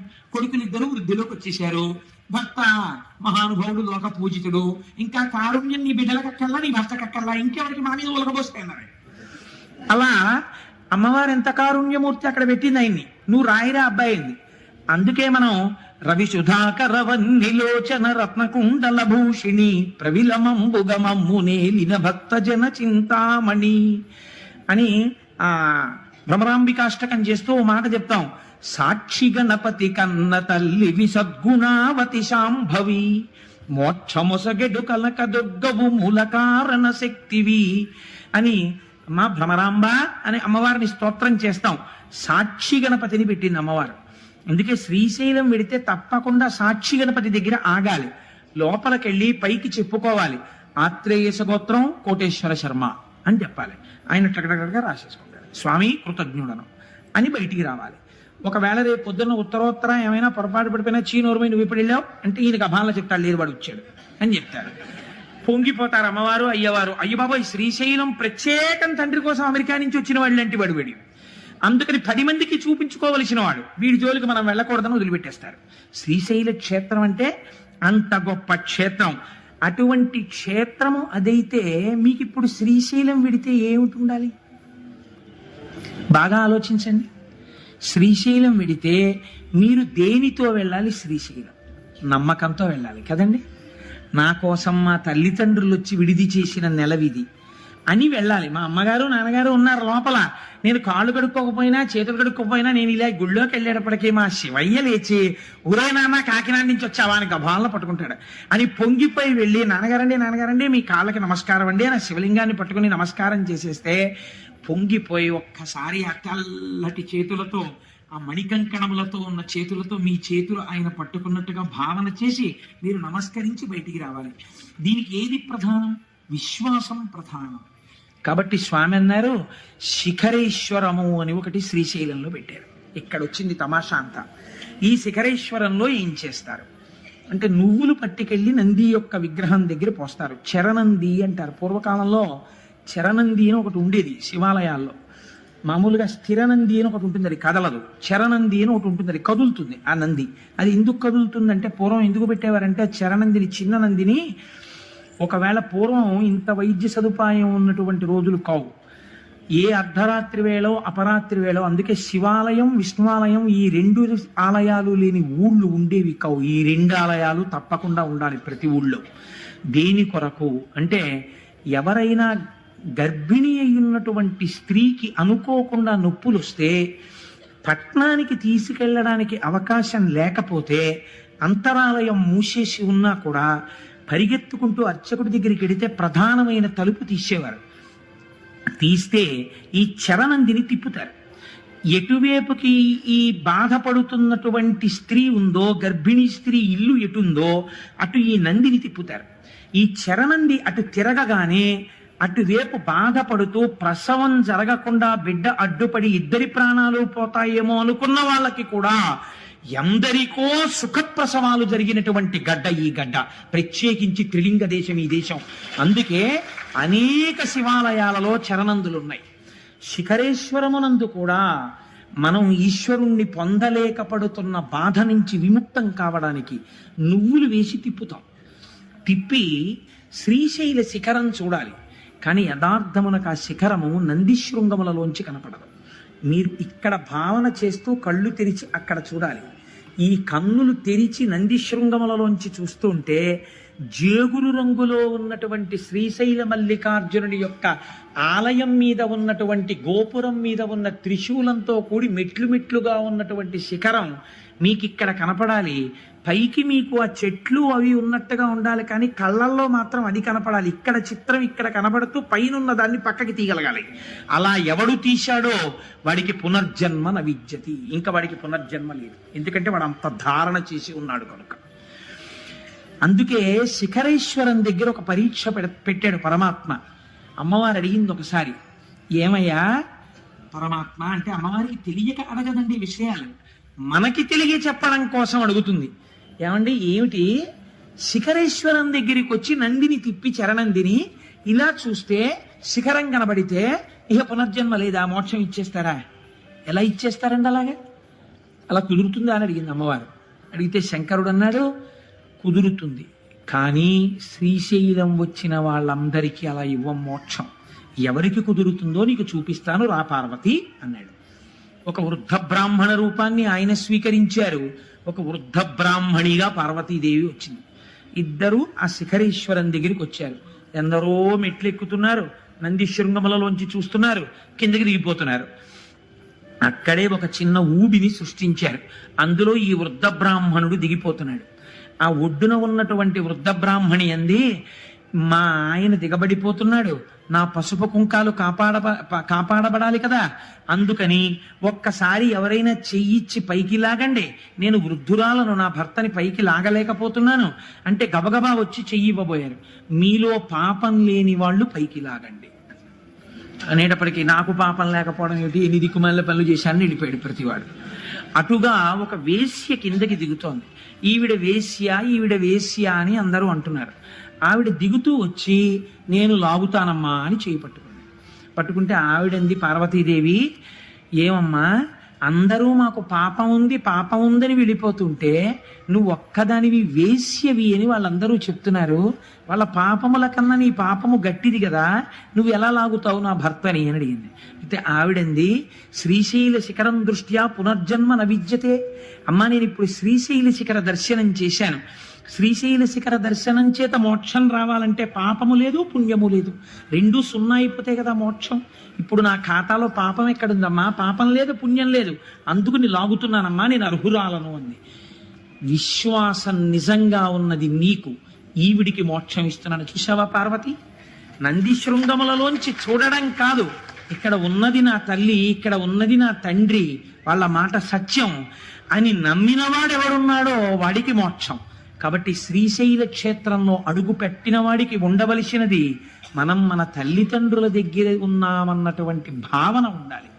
ఈ భావన పరిపుష్టమై మీరు శ్రీశైలము విడితే మీకు ఎనలేని సౌభాగ్యం అక్కడ కలుగుతుంది. చిత్రం ఏమంటే అక్కడ 5 ధారలు పడుతుంటాయి. హాటకేశ్వరము అని ఒక దేవాలయం. హాటకేశ్వరము చిత్రమైన దేవాలయం. అది ఒక కొత్త కుండ పెంకులో బంగారు లింగము తనంత తాను ఆవిర్భవించింది. ఒక బంగారు లింగము తనంత తాను కుండ పెంకునందు ఆవిర్భవించినటువంటి క్షేత్రము కనుక దాన్ని హాటకేశ్వరము అని పిలుస్తారు. ఇవన్నీ వింటుంటే మీకు ఒకసారి శ్రీశైలం విడితే బాగుండు అనిపిస్తోందా? పోనీ అలాగే గట్టిగా ప్రార్థన చేయండి, ఏమో ఈశ్వరుడు అనుగ్రహించి పెడతామేమో. కాబట్టి ఆ కుండ పెంకులో ఒక బంగారు లింగం వెలిసినటువంటి క్షేత్రము హాటకేశ్వరము. మీరు ఆ హాటకేశ్వరం దగ్గర మెట్లు బాగా కిందకి దిగి వస్తే పాలధారలు, పంచధారలు అని పడుతుంటాయి. ఇవి సాధారణంగా ఏం చెప్తారంటే, మీరు ఎవరినైనా అడిగితే పాలధారలు అంటే అదిగో చూశారంటే తెల్లగా ఉన్నాయి, అందుకని దీని పేరు పాలధార. అవి ఏమిటో తెలుసా అంటే పంచధారలు అంటే పంచదార కలిపిన నీళ్ళల్లో ఉంటాయండి, అందుకని పంచదారలు అంటారు. అలా కాదు, వాటి పేరు పాలధార. అంటే పరమశివుని యొక్క లలాటమునకు తగిలిపడినటువంటి ధార పాలధార. అంటే అగ్ని, జ్ఞానాగ్ని నేత్రమైనటువంటి ఆ కంటి మించి పైనుంచి జ్ఞానగంగ మరింతగా తగిలి కింద పడినటువంటి ధార. ఇది శివుడి యొక్క లలాటమును తగిలి వస్తున్న ధారాని మీరు లోపలికి పుచ్చుకుంటే ఉత్తర క్షణము మీరు గొప్ప ఫలితాన్ని పొందుతారు. ఎందుచేత ఇలా ఏర్పడింది? శివాలయంలో తీర్థం ఇవ్వరు కాబట్టి సాక్షాత్తు సాకార రూపుడైన శంకరుడికి తగిలిపడినటువంటి ధార పాలధార. పంచధారలంటే 5 రకములుగా ప్రకాశిస్తున్నటువంటి భగవంతుని యొక్క శిరస్సులకు తగిలిపడిన ధారలు. కాబట్టి నేను చూస్తూ ఉంటాను, చెప్పులతో వెళ్ళిపోతుంటారు. కనీసం అక్కడ మాత్రం మర్యాద పాటించాలి. ఆ తీర్థం తీసుకునేటప్పుడు ఒక సంవత్సరం మేమందరం అక్కడికి వెళ్ళాము. వెళితే అక్కడ శంకర భగవత్పాదాచార్య స్వామి తపస్సు చేసి అక్కడే శివానంద లహరి చెప్పారు. అక్కడ ఆయనకి భ్రమరాంబికాదేవి ప్రత్యక్షమైంది. అంత పరమపావనమైన క్షేత్రం అని మేము అక్కడ శంకరాచార్య స్వామి వారి ముందు నిలబడి ఆ తోటకాచార్యకృతమైనటువంటి శంకరాచార్య స్వామి వారి అష్టకాంతో స్వామికి నమస్కారం చేసి తిరిగి వచ్చాం. చంద్రశేఖర పరమాచార్య స్వామి అక్కడే ఉండిపోతానన్నారు. తపస్సు చేసుకుంటూ ఉండిపోతానన్న ప్రదేశం అదే. కాబట్టి అంత పరమపావనమైన చోట పంచధారలు పడతాయి. అవి ఒకటి బ్రహ్మధార, ఒకటి విష్ణుధార, ఒకటి రుద్రధార, ఒకటి చంద్రధార, ఒకటి దేవధార. 5 ధారలు అక్కడ పడుతున్నటువంటి పంచధారలు. ఈ పంచధారల్ని స్వీకరించడం సృష్టికర్త, స్థితికర్త, ప్రళయకర్త, మనస్సుకి ప్రచోదనమిచ్చే చంద్రమా మనసో జాతః చక్షో సూర్యో అజాయత, లోకసాక్షులైనటువంటి సూర్యచంద్రులు. ఈ 5 తీర్థములను మీరు అక్కడ తీసుకోవచ్చు. అంత పరమపావనమైనటువంటి క్షేత్రము శ్రీశైల క్షేత్రం. మీరు అక్కడ ఉండేటటువంటి చిత్రం ఏమిటో తెలుసా అండి? శ్రీశైలంలో ఉన్నటువంటి భ్రమరాంబ అమ్మవారి దేవాలయం వెనకాతల నిశ్శబ్దంగా ఉన్నప్పుడు మీరు వెళ్ళి చెవిని బాగా నొక్కి పెట్టి ఉంచి మీరు చాలా జాగ్రత్తగా కళ్ళు మూసుకుని వింటే ఒక తుమ్మెద చేసినటువంటి ఝంకారము వినపడుతుంది. ఇవాళ నేను ఇక్కడికి వచ్చి కూర్చుని గోపాలకృష్ణ గారు మాట్లాడుతున్నప్పుడు నేను ఈ తల్లికి ఎలా ఉంది చూపించా. ఇలా కూర్చోగానే వచ్చింది ఒక కందిరీగ, ఒక తుమ్మెద వచ్చి ఇలా ఝంకారం చేస్తూ ఇలా తిరిగి వెళ్ళిపోయింది. అంటే ఇవాళ ఇక్కడ శ్రీశైల క్షేత్రం గురించి చెప్పుకుంటున్నారు అని అమ్మవారు శ్రీశైలం నుంచి బయలుదేరి వచ్చి వెళ్ళింది అని నేను అనుకున్నాను. అలా నేను దర్శనం చేసి నమస్కరించుకున్నాను. మీతో అన్నాను కదమ్మా, ప్రారంభం చేయకముందే భ్రమరాంబ అమ్మవారు విజయం చేసిందమ్మా అన్నాను. కనుక ఆ తల్లి ఇప్పటికీ భ్రామరీనాదము అంటారు దాన్ని. అక్కడ చేసే అర్చకులు ఎంత జాగ్రత్తగా ఉంటారో తెలుసా అండి? ఇంతంత కుంకం బొట్లు పెట్టుకుని ఉంటారు. అమ్మవారు ఇప్పటికీ ఇలా రెక్కలతో ఉన్నటువంటి తుమ్మెద రూపంతో అలంకారం చేస్తారు ఆ భ్రమరాంబ అమ్మవారిని. తల్లి ముందు శంకరాచార్య స్వామి వారు శ్రీచక్రాలు వేశారు. అక్కడ కూర్చుని నాకైతే ఖచ్చితంగా సత్యం సత్యం పునఃసత్యం అనిపిస్తుంది. ఒక్కసారి వెళ్ళి భ్రమరాంబ అమ్మవారి యొక్క శ్రీచక్రం ముందు కూర్చుని ఏ తల్లి అయినా కుంకుమార్చన చేస్తే ఎన్ని జన్మలకి కూడా పూర్ణంగా 3 తరాలు చూసి హాయిగా 10 మంది చేత పండు ముత్తైదువా అనిపించుకుని ఎవరింట్లో బిడ్డ పుట్టిన ఆవిడ కట్టి విప్పిన చీర పట్టండని తీసుకెళ్ళి అంత సంతోషపడిపోయేటట్టుగా వాళ్ళ జీవనం నడిచి వృద్ధాప్యంలో హాయిగా భర్త గారి తొడ మీద తల పెట్టుకుని ప్రాణం విడిచిపెట్టగలిగినటువంటి అదృష్టం కలుగుతుంది. దీనికి నేను మీకు ఒక ఉదాహరణ చెప్తాను. మీకు జ్ఞాపకం ఉందో లేదో, నేను భాగవతం చెప్పే రోజులలో ములుగు హనుమంతరావు గారిని హైదరాబాద్ నుంచి ఒక మహానుభావుడు ఇక్కడికి వచ్చారు. వారి భార్య గారికి క్యాన్సర్ వచ్చింది. క్యాన్సర్ వచ్చి హాస్పిటల్లో పెట్టి రేడియం ట్రీట్మెంట్ ఇచ్చారు. రేడియం ట్రీట్మెంట్ ఇస్తే ఆ తల్లి చాలా శోషించిపోయారు. ఆవిడ పేరు కూడా గిరిజాదేవి. సర్వమంగళ స్వరూపంగానే ఉండేవారు మహాతల్లి. ఆవిడ బాధ భరించలేక ఇంకా ఎక్కువ కాలం ఉండరండి, ఉంచుతారా తీసుకెళ్ళిపోతారా అని అడిగారు. అడిగితే ఆవిడికి తెలిసిపోయింది, ఈ ఉన్న కొద్ది రోజులు నేను మిమ్మల్ని చూస్తూ ఇంట్లో ఉంటాను, నన్ను తీసుకెళ్ళిపోండి అని అడిగారు. అడిగితే ఆవిడ ఇంటికి తీసుకెళ్ళిపోయిన తర్వాత హనుమంతరావు అడిగారు, నీకేమైనా కోరిక ఉందా, ఉంటే నేను తీర్చగలిగినది అయితే చెప్పు, నేను ఆ కోరిక తీరుస్తాను అన్నారు. అంటే ఆవిడ అన్నారు, ఒక్కసారి శ్రీశైలం వెళ్ళి మన ఇద్దరం కలిసి, మీరు నన్ను ఇంత ఉద్ధరించారు, ఈ జన్మలో నా చిటికిన వేలు పట్టుకుని మీతో కలిసి ఒక్కసారి మల్లికార్జున లింగానికి పుట్టతేనెతో అభిషేకం చెయ్యాలనుంది. శ్రీశైల లింగానికి పుట్టతేనెతో అభిషేకం చేస్తే, పట్టుతేనెతో అభిషేకం చేస్తే గంధర్వగానం వస్తుంది ఉత్తర జన్మలలో అంటారు. ఈ మాట చెప్తే మా దొరగారు ఒకసారి ఏకంగా సీసాల పట్టుతేనె తెప్పించారు ఏజెన్సీ నుంచి. 100 మందివో ఎంతమందివో వెళ్ళి ఆ పట్టుతేనెతో అభిషేకాలు చేస్తుంటే శ్రీశైలం దేవస్థానం వాళ్ళు చూసి ఆ తేనె మాకు కూడా ఇవ్వండి అని సీసాలతో తీసుకుని దాచుకున్నారు. మేము చేసుకుంటాం అభిషేకం, ఈ తేనె ఉంచండి అని. ఒక్కసారి వెళ్ళి అభిషేకం చేద్దామని అడిగారు ఆవిడ. అడిగితే శ్రీశైలము యొక్క కృప అంటే ఏమిటో మీరు చూడండి. ఆవిడ్ని అలాగే కారెక్కించి శ్రీశైలం తీసుకెళ్లారు హైదరాబాద్ నుంచి. ఆవిడ శ్రీశైల మల్లికార్జునుడి సన్నిధానంలో భర్త గారితో కలిసి అభిషేకం చేసి, పసుపు కుంకాలతో నేను వెళ్ళిపోతాను ఖాయం, ఇన్ని జన్మలకి నేను ఇలాగే పసుపు కుంకాలతో నా భర్త ముఖం చూస్తూ ఆయన తొడ మీద తల పెట్టుకుని ఆయన వంకే చూస్తూ ఆయనతో కలిసి నామం చెప్తుండగా నా నోరు ఆగిపోయినప్పుడు కన్నుల నీరు లేకుండా మీరు నామం పూర్తి చేస్తుండగా పసుపు కుంకాలతో మహాపర్వంలో వెళ్ళాలని కోరిక నా స్వామి తీరుస్తాడని ఆవిడ భ్రమరాంబికాదేవి దగ్గర ఉన్న శ్రీచక్రానికి కుంకుమార్చన చేసి ఇంటికి వచ్చారు.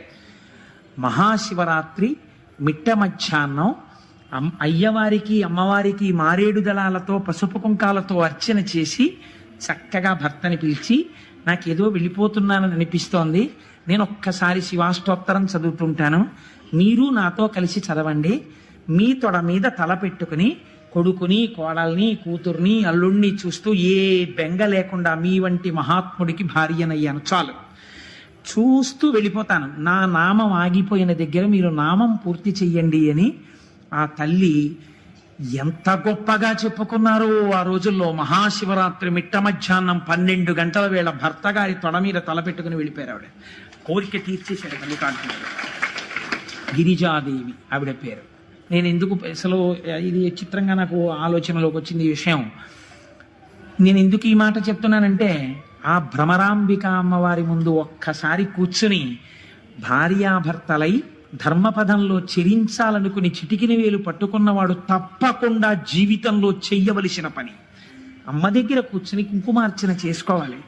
4 మారేడు దళాలు పెట్టుకెళ్ళి ఆ శివలింగాన్ని ఇలా తడివి అభిషేకం చేసుకోవాలి, తల తాటించి నమస్కరించుకోవాలి.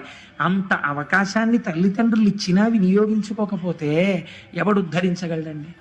కాబట్టి ఇది మనం వినియోగించుకోవలసినటువంటి గొప్ప క్షేత్రం. అది మన ఆంధ్రదేశంలో ఉండడం మన అదృష్టం. ఆ తల్లి అరుణాసురుడు అనేటటువంటి ఒక రాక్షసుడు బయలుదేరాడు బ్రహ్మగారిచ్చినటువంటి వరాల వల్ల. వాడు లోకములన్నింటినీ క్షోభింప చేస్తున్నటువంటి సమయంలో భ్రామరీ రూపాన్ని పొందింది తల్లి. భయంకరమైన యుద్ధం చేసిన తర్వాత భ్రామరీ రూపంతో వెళ్ళి ఆవిడ ఆ అరుణాసురుణ్ణి సంహారం చేసింది. ఇప్పటికీ కూడా శాస్త్రంలో ఏం చెప్తారంటే, శ్రీశైల మల్లికార్జునుడు మల్లెపువ్వైతే అమ్మవారు సారగ్రాహి. ఎప్పుడు తుమ్మిది ఎక్కడ తిరుగుతుంది?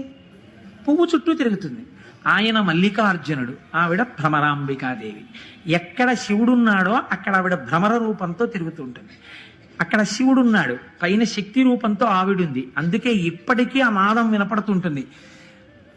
ఈ భ్రమరాంబిక అమ్మవారి దేవాలయంలో వచ్చేటటువంటి భ్రామరీ నాదాన్ని రికార్డ్ చేశాయి all India radio, Hyderabad, Vijayawada, Kurnool stations చేసి ఎన్నో మార్లు ప్రసారం చేశారు రేడియోలో. ఇప్పుడు శ్రీశైల క్షేత్రంలో ఉన్న భ్రామరీ నాదాన్ని ప్రసారం చేస్తున్నాం వినండని. ఒక తుమ్మెద ఎగురుతున్నప్పుడు వచ్చినటువంటి ఝంకార ధ్వనులు ప్రసారం అయ్యాయి. ఇది పరమ యథార్థం నేను చెప్తున్నది. ఒక పరమ పవిత్రమైన వేదిక మీద కూర్చుని అబద్ధాలు చెప్పవలసిన అవసరం నాకు లేదు. మీరు కావాలంటే శ్రీశైలం వెళ్ళినప్పుడు అడగండి, ఆకాశవాణి వాళ్ళు దీన్ని ప్రసారం చేశారా? భ్రామరీనాదాన్ని చేశారు. రికార్డింగ్ లో కూడా ఎక్కింది అది. అంత గొప్ప భ్రామరీనాదంతో కూర్చుని అమ్మవారు ఇప్పటికీ వింటుంటుంది. మీరు శ్రీశైలం వెళ్ళినప్పుడు అమ్మవారి వంక చూడండి, కనుగుడ్లు స్పష్టంగా చూస్తున్నట్టు కనపడుతుంటాయి తల్లి. అంత గొప్ప స్వరూపం.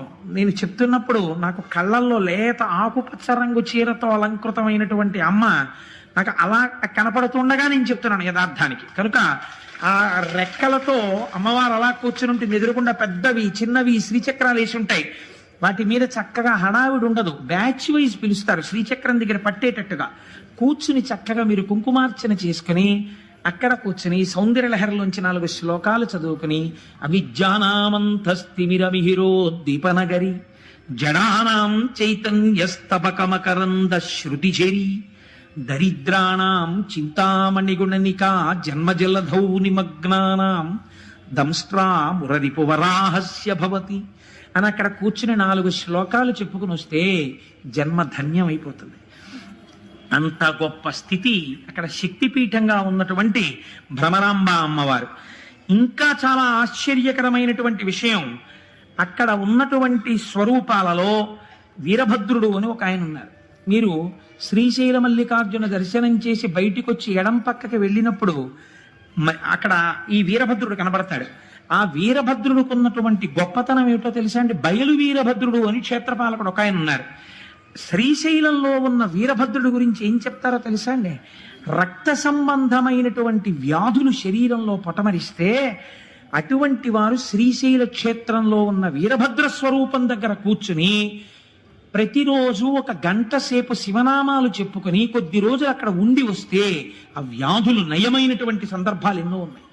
అక్కడ ఉన్న వీరభద్రమూర్తిలోంచి అటువంటి శక్తి ప్రసారం అవుతుంది అని పెద్దలు చెప్తారు.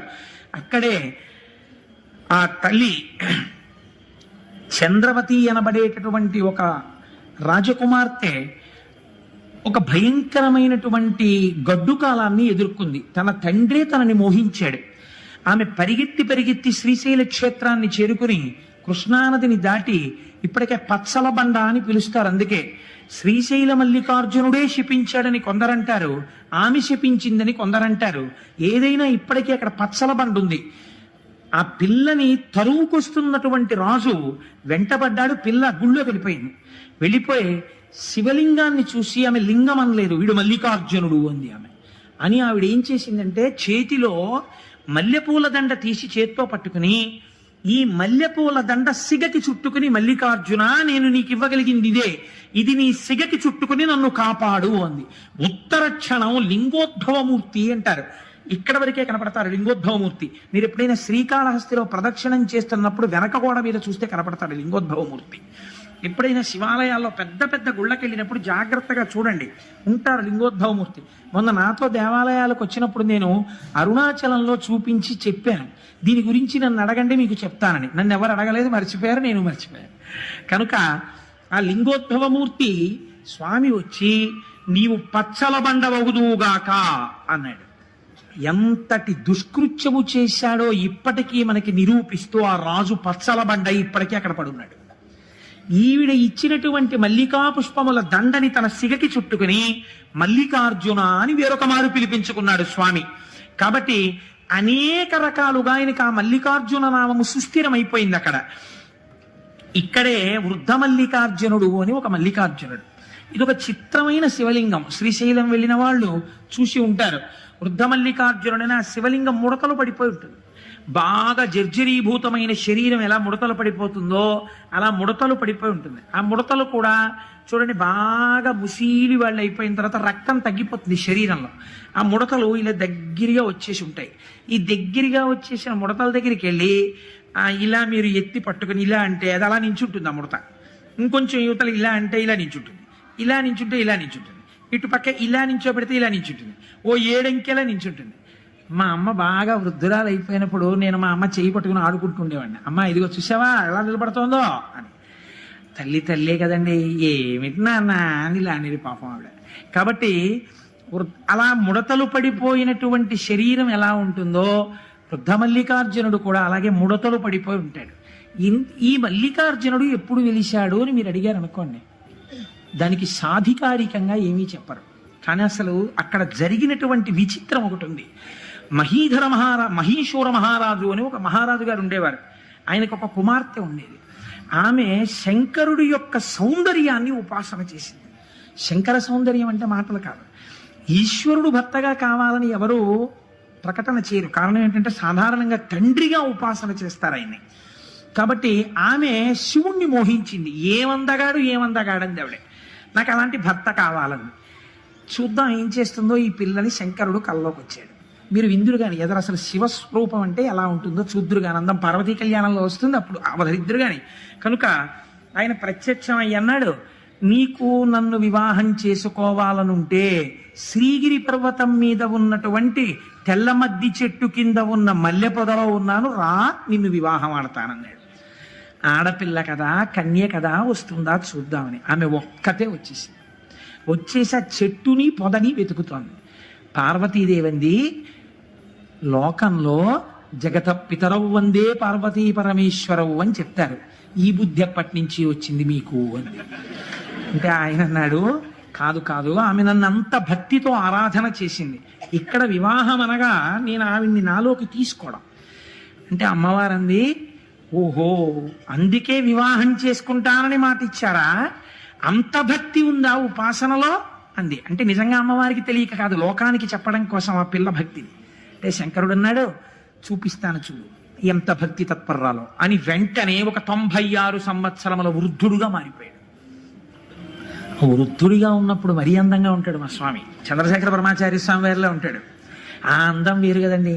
సత్యదండం చేత్తో పట్టుకుని ముడతలు పడిపోయిన శరీరంతో కడుపిలా అక్కలించుకుపోయి ఇలా నరాలు పైకి తేలిపోయిన చేత్తో ఒక కన్ను గాజు కన్నులు అయిపోయి, ఒక్క కన్ను మాత్రం ఇలా లోపలికి వెళ్ళిపోయి, ఇలా మోకాళ్ళు కూడా కనపడుతూ ఇలా గొంతు కూర్చుని సత్యదండం పట్టుకుని కంచికామకోటి పీఠానికి ఎడితే ఇప్పటికీ అక్కడ కనపడుతుంది వ్యాక్సీ స్టాచ్యూ పరమాచార్య స్వామిది. చూడగానే మనసు పులకరిస్తుంది, ప్రణిపాతం చెయ్యాలనిపిస్తుంది, ఆయనే కూర్చున్నారేమో అనిపిస్తుంది. అప్పుడు ఆయనలో మీరు చూసేటటువంటి తేజపూర్వక సౌందర్యం వేరు కదా. కాబట్టి ఆయన్ని చూసి ఆవిడంది, ఎవరి కోసం వెతుకుతున్నావు పిల్ల అన్నాడు ఆయన. శివుడి కోసం వెతుకుతున్నాను అంది ఆవిడ. నేనే శివుణ్ణి అన్నాడు. నువ్వే శివుడవా, నిన్నే భర్తగా కావాలని నేను ఉపాసన చేశాను అంది. ఇంత వృద్ధుణ్ణి కదా పెళ్ళాడతావా అన్నాడు. నువ్వు వృద్ధుడవో యవ్వనంలో ఉన్నవాడవో నాకు తెలుసు తండ్రి, నాకు భర్త నువ్వే, వేరొకడిని భర్తగా నేను లోకంలో అంగీకరించలేనంది. అంటే ఆవిడకి కావలసింది ఆయనలో ఐక్యం అవడం. చూశావా పార్వతి, ఈమె భక్తి, ఈమెని నాలో ఐక్యం చేసుకుంటున్నానని ఐక్యం చేసుకుని ఈ పిల్లని స్మరించి ఇటువంటి భక్తి తత్పరురాలి కోసం సృష్టిలో లేని విధంగా ముడతలు పడిపోయిన శివలింగం వృద్ధ మల్లికార్జున లింగం అని తలుచుకున్న వాళ్ళని పొంగిపోతూ నేను చూస్తాను అని వృద్ధ మల్లికార్జునుడై వెలిశాడు. అందుకే అక్కడ ఇప్పుడు కళ్యాణాలు చేస్తున్నారు. కనుక ఎన్ని విశేషాలండి శ్రీశైలం అంటే, ఒకటా రెండా? ఇన్ని విశేషాలతో కూడుకున్నటువంటి క్షేత్రము ఆ క్షేత్రం. ఈ క్షేత్రంలోనే శంకర భగవత్పాదాచార్య స్వామి వారు శ్రీశైల పర్వత శిఖరం మీద ఉండగా ఒక్క కాపాలికుడు వచ్చి అడిగాడు, మీ శిరస్సు కావాలి నాకని. నా శిరస్సే కదా తీసుకుందువు కానీ నా శిరస్సు నువ్వు తీసుకుంటే నాకు బాధ లేదు, నా శిష్యులు బాధపడతారు. ఎందుకనంటే గురువు గారు శరీరంలో ఉండాలని కోరుకోవలసిన వాళ్ళు శిష్యులు. గురువుకి ఆ శరీరం ఉన్నా లేకపోయినా బాధ లేదు. కాబట్టి నా శిష్యులు ప్రొద్దునే పాతాళగంగ దగ్గరికి వెడతారు నమస్కరించడానికి. వాళ్ళు పాతాళగంగ దగ్గరికి వెళ్ళినప్పుడు నువ్వు రా, వచ్చి నేను ధ్యానం చేసుకుంటూ ఉంటాను, నా శిరస్సు ఉత్తరించి పట్టుకెళ్ళన్నారు. ఆ కాపాలికుడు వచ్చి ధ్యానం చేసుకుంటున్న శంకరాచార్యుల వారి శిరస్సును ఉత్తరించడం కోసమని చేతిలో ఉన్నటువంటి కత్తి పైకెత్తినటువంటి సమయంలో స్నానం చేస్తున్న పద్మపాదాచార్యుల వారికి ఏదో అమంగళం గోచరించింది, గురువు గారికి ఏదో పొరపాటు జరుగుతోందని. వెంటనే ఇక్కడి నుంచి పరిగెత్తి వెళ్ళడం కుదరదని ఆయన నరసింహ మంత్రోపాసన చేశారు. ఎక్కడి నుంచి వచ్చాడో మహానుభావుడు నరసింహుడు గబగబా వచ్చి కత్తినెత్తినటువంటి కాపాలికుడి శిరస్సుని త్రించి అవతల పారేసి నిలబడ్డాడు. ఆ తేజోమూర్తిని శంకరాచార్యుల వారు నరసింహ స్తోత్రంతో ప్రార్థన చేశారు. నరసింహస్వామి దర్శనం ఇచ్చినటువంటి క్షేత్రం శ్రీశైల క్షేత్రం. శివకేశవ అభేదంగా శంకర భగవత్పాదులు రక్షింపబడినటువంటి క్షేత్రం శ్రీశైల క్షేత్రం. జగద్గురువులను రక్షించుకున్న కొండ, నేనున్న తెలుగునాట ఉన్న కొండ. ఎంత పొంగిపోవాలండి, మన ఉన్న తెలుగునాట ఉన్న కొండ కదా. ఆనందంలో అటువంటి స్వార్థపూరితమైన వాక్కు వస్తూ ఉంటుంది. కనుక ఎన్ని రకాలుగానో ఆ శ్రీశైలం శ్రీశైలమే. చిత్రం ఏమిటో తెలుసా అండి, అక్కడ ప్రవహించేటటువంటి కృష్ణానదిని కృష్ణానది అని పిలవరు. దానికి ఏమని పేరు? ఎక్కడ వితుక్కునొచ్చిందో, ఎక్కడ విజయవాడ, ఎక్కడ శ్రీశైలం, ఎక్కడ శ్రీగిరి, ఆ పర్వతాలలో ఎక్కడో ఆ మధ్యలో ఉన్నటువంటి ఆ పర్వత శిఖరాన్ని పాము ఎలా చుట్టుకుంటుందో అలా చుట్టుకుంటుంది కృష్ణానది. నల్లటి నది ప్రవహిస్తే దాన్ని ఏమని పిలుస్తారో తెలుసా అండి? శివుణ్ణి విడిచిపెట్టి ఉండలేక ఇంత పరమపావనమైనటువంటి స్థానము కనుక ఇక్కడ కూడా భక్తుల పాపములను తొలగతొయ్యడం కోసమని ఉత్తరమున ఉన్నటువంటి గంగ దక్షిణమునకే వచ్చి కృష్ణ పేరుతో అక్కడ ప్రవహించింది కాబట్టి దాన్ని పాతాళ గంగా అని పిలుస్తారు. కృష్ణా ప్రవాహము అని పిలవరు అక్కడ. అందుకే స్నానం చేసినప్పుడు కూడా పాతాళ గంగా జలమజ్జన నిర్మలాంగా భస్మ త్రిపుండ్ర సమలంకృత పాలభాగా గాయంతి దేవము నిభక్త జనాభవంతం శ్రీమల్లికార్జున విభో తవ సుప్రభాతం.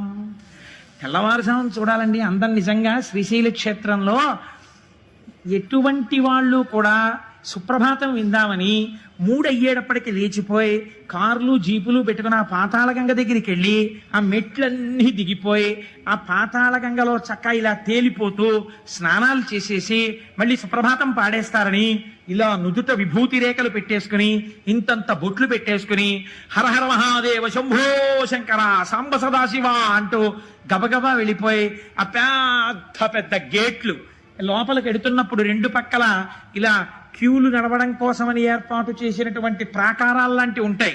అందులో అక్కర్లేకుండా మీరు హాయిగా రాజద్వారం దగ్గరికి వెళ్ళిపోతే ఓ నల్లటి ఆవు, ఎద్దు, దూడ తీసుకొస్తారు. ఎంతమంది జనం ఉండనివ్వండి. చిత్రం ఏమిటో తెలుసా అండి, నాతో వచ్చిన వాళ్ళు చూసేటప్పుడు ఆ ఆవు, దూడ, ఎద్దు మేము స్వామివారి సొత్తు, మమ్మల్ని అడ్డగించడం ఏమిటి అన్నట్టు ఎవ్వరూ ఉండరు. కట్టిప్పి వెళ్ళిపోతారు. అవి ఎక్కడి నుంచి వస్తాయో తెలియదు.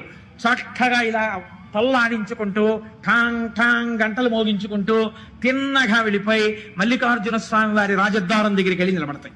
నిలబడితే ఇలా తలుపులు తీయగానే చక్కగా లోపలికి వెళ్ళి మీరు ఇలా లోపలికి వెళ్ళగానే ఆలయంలో కుడి చేతి పక్కన పెద్ద స్వరూపంతో శనగల బసవన్న ఉంటారు. ఆయనే కలియుగాంతమునందు లేచి రంకె వేస్తాడు. రంకె వేయగానే కృష్ణానది పైకి లేచి విజయవాడలో కనకదుర్గమ్మ యొక్క ముక్కు నత్తుని తాకుతుంది అని ప్రమాణం. ఆ శనగల బసవన్న ఉంటారు, పెద్ద బసవయ్య. ఆ బసవయ్యకి నమస్కారం చేస్తే ఎడం పక్కన కృష్ణానది పరివాహం ఎలా వస్తుందో తెలియదు. అక్కడ మెట్లు దిగుతారు అర్చకులు. మీరు తెల్లవారగట్ట చూడొచ్చు. కృష్ణానదీ జలాలు వచ్చి చేరుతాయి. అందులోకి బిందెలు పట్టుకెళ్లి కాళ్ళకి తగలకుండా నీళ్లు ముంచి అభిషేకానికి పట్టుకొస్తారు లోపలికి. మొట్టమొదట గోపూజ చేస్తారు. ఆ నల్లటి ఆవుకి చక్క పసుపు రాసి మీరు ఆ పక్కన ఆ కుడి పక్కకి తిరిగి ఇలా లోపలికి వెడితే ఇంకొక నంది ఉంటాడు. ఆ నందికి నమస్కారం చేసి నిలబడితే చక్కగా సుప్రభాతం చదువుతారు. సుప్రభాతం చదివి ఇలా తెర తీసి మీ అందరూ దగ్గరికి వెళ్ళి నమస్కారం చేసుకోండి నక్షత్రహారతులు ఎత్తుతారు.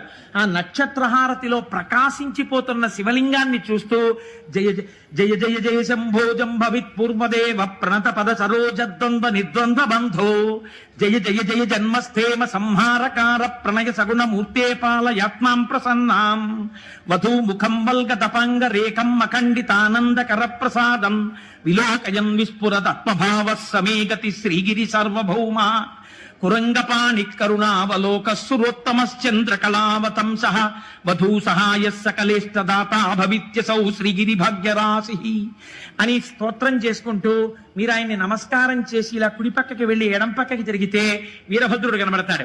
ఆ వీరభద్రుడికి నమస్కారం చేసి ఆ ఇనప కచ్చడంలోంచి బయటికి వెడితే ధర్మరాజు, భీముడు, అర్జునుడు, నకులుడు, సహదేవుడు వాళ్ళందరూ అరణ్యవాసం చేసేటప్పుడు శ్రీశైలంలో ప్రతిష్ఠ చేసిన లింగాలు సజ్జోజాత, అఘోర, తత్పురుష, వామదేవ, ఈశానములన్న పేరుతో 5 శివలింగాలు ఉంటాయి. అది దాటి మీరు ఇలా కుడి పక్కకి వెడితే తూర్పున మీరు ప్రవేశించినది కృష్ణదేవరాయల వారు నిర్మించినటువంటి గోపురం, దక్షిణానికి తిరగగానే హరిహరరాయలు నిర్మించినటువంటి గోపురం కనబడుతుంది. దీపాలు పెట్టే వాళ్ళందరినీ అక్కడే దీపాలు పెట్టమంటారు. మీరు అక్కడి నుంచి మళ్ళీ ఇలా తిరిగి ముందుకొస్తే త్రిఫల వృక్షం అని పెద్ద వృక్షం ఒకటి ఉండేది. మేడి, జువ్వి, దాంతో పాటు రావి 3 కలిసి పెరిగినటువంటి చెట్టు 2000 సంవత్సరంలో 4000 సంవత్సరంలో బతికింది ఆ చెట్టు. చెట్టుకు పెద్ద అరుగులు కట్టుంటాయి. చక్కగా అరుగు మీద ఒక గడియ కూర్చుని కుడి పక్కకి తిరిగితే వృద్ధమల్లికార్జునుడు కనబడతాడు. ఇలా వెనక్కి తిరిగితే రాజరాజేశ్వర దేవాలయం, పక్కనే అమ్మవారి దేవాలయం ఉంటాయి. ఇవి చూసి మీరు మళ్ళీ ఇటు వచ్చి ఇలా ముందుకెడితే ఆ మెట్లెక్కి పైకెక్కితే అమ్మవారి దేవాలయం కనబడుతుంది. అమ్మవారి దేవాలయం లోపలికి వెడితే మీరు ఇలా తూర్పుగా వెడితే ఇలా దక్షిణంగా లోపలికి వదులుతారు. వెళ్ళి అమ్మవారిని దర్శనం చేసుకుని మీరు అలా దక్షిణంగా ఇలా అమ్మవారిని చూస్తూ ఇలా వంగి చూడాలి. ఇలా చిన్న ద్వారంలో ఉంటుంది అమ్మవారు. ఇలా వంగి అమ్మవారిని దగ్గరగా చూస్తూ పొంగిపోతూ దాటి అవతల పక్కకి వెళ్ళి శ్రీచక్రం దగ్గర కూర్చుని కుంకుమార్చన చేసుకుని ఆ పక్కనే ఉన్న చండీయాగం చేసేటటువంటి శాల దగ్గరికి వెళ్ళి ఆ అగ్నిహోత్రంలోంచి వస్తున్నటువంటి ధూమాన్ని పీల్చి కిందకి దిగి కుడి పక్కకి తిరిగితే అనగా ఉత్తరం వైపుకి తిరిగితే ఉత్తరాన శివాజీ గోపురం ఉంది. ఆ శివాజీ గోపురం దగ్గరికి వెడితే పెద్ద కళ్యాణ మంటపం, అక్కడే నందనవనం అని పుష్పవాటికి ఉంటుంది. ఆ వనంలోనే సుబ్రహ్మణ్యేశ్వర స్వామి నెమలితో ఉంటారు. అక్కడ ఆ మెట్లెక్కితే రుద్రాక్షలవి అమ్ముతూ ఉంటారు కుడి పక్కన. ఆ లోపలికి వెడితే పెద్ద కళ్యాణ మంటపం కనబడుతుంది. అక్కడ చిత్రం ఏమిటంటే శివాజీ మహారాజు హిందూ రాజ్యాన్ని స్థాపించడం కోసమని అమ్మవారిని అక్కడికి వెళ్లి ప్రార్థన చేశాడు. శివాజీ గోపురం మీద ఇప్పటికీ చెక్కబడి ఉంటుంది. భవానీమాత భ్రమరాంబికాదేవి ప్రత్యక్షమై ఈ చంద్రహాసాన్ని చేత పట్టుకో, ఇంక నీకు ఎదురు లేదని అమ్మవారు అనుగ్రహించి చంద్రహాసాన్ని బహూకరించింది. ఆ కత్తి చేత పట్టుకునే మహానుభావుడు హిందూ ధర్మ సామ్రాజ్యాన్ని స్థాపించాడు. అందుకే ఛత్రపతి శివాజీ జీవితంలో మీరు ఒక నియమం గమనించి ఉంటారు.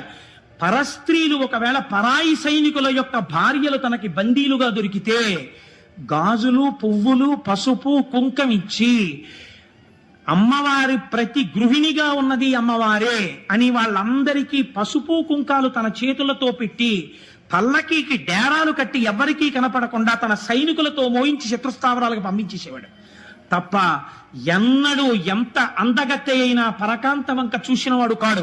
రోషనార్ నవల చదివితే మీకు అర్థమవుతుంది. అంతటి మహానుభావుడు శివాజీ అంటే. అటువంటి శివాజీ మహారాజ్ ఆవుని పూజించాడు. అటువంటి శివాజీకి ప్రత్యక్షమై భవానీమాత ఖడ్గం ఇచ్చినది అక్కడే. ఇప్పటికీ శివాజీ స్ఫూర్తి కేంద్రం అని ఇప్పుడు కొత్తగా పెట్టారు శ్రీశైలంలో. శివాజీ స్ఫూర్తి కేంద్రం అని మీరు అక్కడికి వెడితే చూడవచ్చు. ఎన్ని వైభవాలండి ఆ శ్రీశైలం. ఆ భ్రమరాంబిక అమ్మవారి దర్శనం చేసుకుని కిందకొచ్చి ఆ విశాలమైన ప్రాంగణం దగ్గర కుడి చేతి పక్కన కార్యాలయం ఉంటుంది, ఆఫీస్, ఎగ్జిక్యూటివ్ ఆఫీసర్ గారిది. మీరు అక్కడ కూర్చుని పిల్లలతోటి ఒక్కసారి అలా ప్రాకారం మీదకి చూశారనుకోండి, ఇటు తిరిగి ఒక నంది, ఇటు తిరిగి ఒక నంది, అటు తిరిగి ఒక నంది, ఇటు తిరిగి ఒక నంది, ఒకే నందికి ఇటుక తల. నందులన్నీ మీటింగ్ పెట్టుకున్నాయా అనిపిస్తుంది. అయ్యవారి ప్రాకారం నిండా నందులు, అమ్మవారి ప్రాకారం నిండా సింహాలు. అన్ని సింహాలు నందుల్ని చూస్తుంటాయి, ఇన్ని నందులు సింహాల్ని చూస్తుంటాయి. మీరు మేము చుట్టాలం, అమ్మవారికి అయ్యవారికి సేవకులమని భయం లేకుండా ఉంటాయి 2 ప్రాకారాల మీద. అంత పరమ పవిత్రమైన ప్రదేశంలో కూర్చుని 4 పులిహార ప్యాకెట్లు కొనుక్కుని మీ అబ్బాయి, మీ అమ్మాయి, భార్య పంచుకుని చక్కగా నోట్లో వేసుకుని కాసేపు అక్కడ కూర్చుని నాన్న మనందరం కలిసి భ్రమరాంబికాష్టకం చదువుకుందాం, చదవండని రవి సుధాకర వన్నిలోచన రత్నకుండల భూషిణి అని భ్రమరాంబికాష్టకం చేసుకుని అక్కడ ఉన్నటువంటి మల్లికార్జునుడి మీద ప్రపత్తి చేసి శరణం తరుణిందు శేఖర శరణం మే గిరిరాజ కన్యక శరణం పునరేవతావుభౌ శరణం నాణ్యదుపైమి దైవతం అని మీరు ఇలా విభూతి రేఖలు పెట్టుకుని బొట్టు పెట్టుకుని చక్కగా బయటికి వచ్చారనుకోండి, అభిషేకం చేసుకుని ఆ మల్లన్నని గట్టిగా పట్టుకుని ఆయన మీద నీళ్లు పోసి విభూతి జలాలు పోసి తేనె పోసి మారేడు దళాలేసి ఆ శివలింగాన్ని ఇలా ఇలా ఇలా ఇలా ముట్టేసుకుని ఇలా ఇలా అంటుంటే చల్లగా ఆయన చేతులకు తగులుతుంటే మీ దగ్గర కొంచెం గంధం తెచ్చుకున్నానంటే రాస్తానంటే రాసేయండి అంటారు వాళ్ళు. ఇంత విభూతి రాసేసి ఇంత గంధం అద్దేసి ఇంత బొట్టు తీసి పెట్టేసి 4 మారేడాకులు వేసేసి 4 పువ్వులు వేసేసి మళ్ళీ ఓసారి తల కొట్టేసుకుని ఆ విభూతి ఆ కుంకం ఇవన్నీ అంటుకుపోతాయి. బయటకు వచ్చిన తర్వాత నాన్నగారండి మీ ముఖం నిండా విభూతి కుంకం ఏంటి అలా ఉండదు అమ్మ కాశ్యపు, అది మల్లికార్జున ప్రసాదం అని కాటేజీకి వెళ్ళిన తర్వాత అప్పుడు మొహం కడుక్కుని చక్కగా మీరు పిల్లలతో భార్యతో కూర్చుంటే ఎంత గొప్ప క్షణాలండి అవి. మనం మానసికంగా శ్రీశైలం వెళ్ళిరాలా, వెళ్ళొచ్చాం మనం కనుక మన పెద్దలు అందుకే ఒక ప్రయత్నం చేస్తుండేవారు. ఎక్కడికి వెళ్ళినా వెళ్ళకపోయినా మానసికంగా మాత్రం తప్పకుండా శ్రీశైలం వెళ్ళొస్తుండేవారు. నేను ఎప్పుడో నా చిన్నతనంలో బహుశా నేను ఏ 5వ క్లాసో చదువుకుంటున్నటువంటి రోజులు అయి ఉంటాయి అవి. తెల్లవారకట్ట లేచి చదువుకోమనేవారు ఇంట్లో, అంటే లేచి చదువుకునేవాడిని. చదువుకునే రోజుల్లో మా అమ్మమ్మ గారు ఉండేది, ఆవిడ శ్రీశైల రగడ అని ఒకటి చదువుతుండేది. అది ఆవిడ మానసికంగా శ్రీశైలం వెళ్ళిపోయేది. ఆవిడ మొహం కడుక్కొచ్చి కాఫీ కూడా తాగేది కాదు. బాగా పెద్దదైపోయింది అప్పటికే ఆవిడ కూర్చుని ఆవిడ శ్రీశైల రగడ చదివేది కళ్ళు మూసుకుని. తాను శ్రీశైలం మానసికంగా వెళ్ళిపోయేది ఆవిడ. నేను ఇక్కడ సోషల్ చదువుకోవడానికో సైన్స్ చదువుకోవడానికో కూర్చునేవాడిని, కానీ అమ్మమ్మ శ్రీశైల రగడ మొదలు పెట్టగానే నా మనస్సు శ్రీశైల రగడ మీదకి వెళ్ళిపోయింది. అది అయిపోయే వరకు సోషల్ లేదు సైన్స్ లేదు, 0 కట్టి పెట్టేసి అది విని తర్వాత చదువుకునేవాడిని, అది వేరే విషయం అనుకోండి. ఆ శ్రీశైల రగడ అప్పుడు ఎప్పుడో నేను విన్నది, దాని కర్త ఎవరో కూడా నాకు తెలియదు, కానీ నాకు జ్ఞాపకం ఉన్నంతలో ఆ రోజుల్లో మానసికంగా వెళ్ళి శ్రీశైలాన్ని ఎలా దర్శనం చేసేవారో, ఎలా కూర్చునేవారో, ఎలా యోగనిష్టలో ప్రవేశించేవారో, ఎలా లోపలే నాదాన్ని వినేవారో అన్నిటినీ మానసికంగా వర్ణన చేశారు. చిత్రం ఏమిటో తెలుసా అండి, ఆ శ్రీశైల మానసిక దర్శనానికి వెళ్ళేటప్పుడు ఒక్కడూ వెళ్ళడం కాదు, తనతో పాటుగా తన భార్యని కూడా తీసుకుని వెళ్ళేవారు. ఎలా? టికెట్ పెట్టి కాదు, మానసికంగా వెళ్ళిపోయేవారు. ఎంత చిత్రంగా ఉంటుందో మీరు ఒక్కసారి అవధరించండి. శ్రీరంజంబుగ శ్రీగిరి యాత్రకు కూరిమి సతితో కూడినట చితిని పల్లెలు పురములు పట్టణంబులు పేటలు దాటితి ఎడబులు దాటితి. ఆ రోజుల్లో శ్రీశైలం వెళ్ళాలంటే కార్లు ట్రైన్స్ ఉండే ఒక నడిచి వెళ్ళాలి కొండలన్నీ, అందుకని వాళ్ళు అలాగే దాన్ని దర్శనం చేశారు. కాబట్టి శ్రీరంజంబుగ శ్రీగిరి యాత్రకు కూరిమి సతితో కూడినట చితిని పల్లెలు పురములు పట్టణంబులు పేటలు దాటితి అడవులు కొండలు అన్నీ దాటితి కంటిని శ్రీగిరి కన్నుల నిండా వింటిని మహిమలు వీనుల నిండా ఆ మహిమలు నేనేమని చెప్పదు ఈ మహిలోపల ఎన్నడు చూడము దారుని లోపల ధౌతాచలమది మేరుని కంటెను మిక్కుటమైనది బ్రహ్మ నిర్మల బహిశృంగంబులు నిర్మలమగు మాణిక్య కూటములు కోటలు కొమ్మలు గోపురంబులు తెరపిలేని బహు దేవాలయములు పుణ్యస్థలంబులు పుణ్యవనంబులు వాటమైన పూదోటలు మిక్కిలి మాటలు నేర్చిన మంచి మృగంబులు కామధేనువులు కల్పవృక్షములు క్షేమకరంబగు చింతామణులు అమృతగుండంబులు కడునైష్టికమును కలిగిన విప్రులు విడువక శంభుని వేడిటి రాజులు సంతతలింగార్చన గల శైవులు శాంతులైన వేదాంతులు సిద్ధులు గణగణ మ్రోగడి ఘంటనాదములు విజయ ఘోషయగు శంఖనాదములు వీరశైవులు వీరాంగంబులు సాధు బృందములు కామిత భక్తులు అగరు ధూపములు జపములు చేసెడి జంగమోత్తములు తపములు చేసెడి తాపసోత్తములు ప్రమధులు భక్తులు శైవగణంబులు గట్టిగ ఇది భూ కైలాసమ్మని తప్పిపోక పాతాళ గంగలో తెప్పున తేలుచు తీర్థంబాడుచు చలగుచుమడి వస్త్రంబులు కట్టితి అనువుగ నుదుట విభూతి ధరిస్తిని పొలుపుగ మెడ రుద్రాక్షలు దాల్చితి గురుకటాక్షమును గోప్యము చేసితి గురుమంత్రంబును జపమును చేసితి అకలంకుడనై ఆశ జయిస్తిని శివ పంచాక్షరి మనసున నిలిపితి శివతత్వము పరిశీలన చేసితి పంచేంద్రియంబులు పదిలము చేసితి పంచముద్రలభ్యాసము చేసితి అంతర్ముఖుడనైతిని నాద బ్రహ్మానాదము వింటిని లోపల తుమ్మెద నాదము వింటిని వెలుగుల కల్లా వెలుగై వెలుగెడు ఆ లోపల దీపము కంటిని ఈవల చంద్రుండావల సూర్యుడు కలిగిన స్థావరమైన నిదానము కంటిని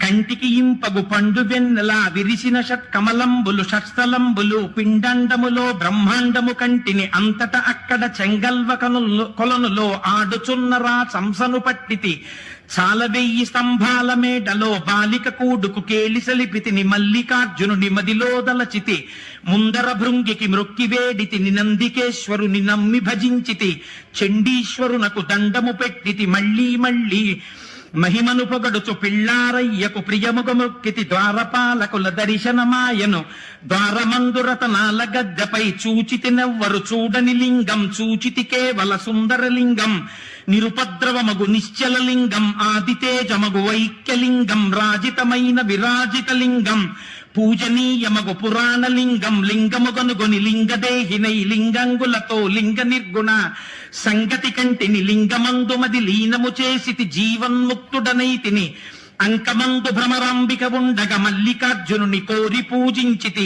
దీపము పెట్టితి దివ్యదేహునకు ధూపము వేసితి ధూర్జటికప్పుడు తుమ్మి పూలతో పూజిస్తిని కమ్మని నైవేద్యము పెట్టితి సాగిలి మ్రొక్కితి సర్వేశ్వరునకు జయ జయ జయ జయ జంగమరాయ ఆదిదేవుడవు అర్థశరణ్య దయతప్పక ధవల శరీర భయము బాపు మీ భక్త నిధాన ఎన్ని జన్మములు ఎత్తిన వాడను నిన్ను తలంపక నీచుడనైతిని ఎన్నడు ఏ విధ మెరుగని వాడను దుష్టమానసుడ గౌరీరమణ తామస గుణములు తగులాటంబలు నియమము తప్పిన నీచవర్తనుడ నిత్యదరిద్రుడ అత్యాశయుడను అజ్ఞాన పశువును చేయరాని దుష్టేష్టలు చేసితి బాయరాని మీ భక్తుల బాసితి సంసారం బను సంకెళ్లల్లో హింస పెట్టమిక ఏలుమి తండ్రి ముల్లోకంబులు ముంచెడి గంగను సలలితముగ జడధరియిస్తివి గొప్ప చేసి నిన్ను కొలిచిన బంటును తప్పక చంద్రుని తలధరియిస్తివి విన్నుని చేతను కన్ను పూజకొని సన్నుతికెక్కిన చక్రమిచ్చితివి ఆనక శైల కుమారిక కోరిన సగము శరీరము ఇస్తివి 3 లోకముల ముఖ్యము నీవే 3 మూర్తులకు మూలము నీవే దాతవు నీవే భ్రాతవు నీవే తల్లివి నీవే తండ్రివి నీవే బ్రహ్మము నీవే సర్వము నీవే పాలముంచుమిక నీటముంచుమి పాలబడితునో పాలలోచన అనుచొప్రణతులు నిరుచుడిది చదివిన వారికి కాలువలు త్రవ్వించి గన్నీర్లు వేసి పులుకో శిశువునకు పూజించిన ఫలము గంగిగోవులు తెచ్చి ప్రేమతో సాకి పాలు తీసి అభిషేకము చేసిన ఫలము ఆకలితో నున్న అన్న ఆర్తులకును కమ్మనీ భోజనం విచ్చిన్న ఫలము భీతితో నున్నట్టి కడు దీనులకును శరణిచ్చి రక్షించు విశేష ఫలము అంతకన్నా ఫలము అధికమయ్యుండు అని చదివేలేవాడు.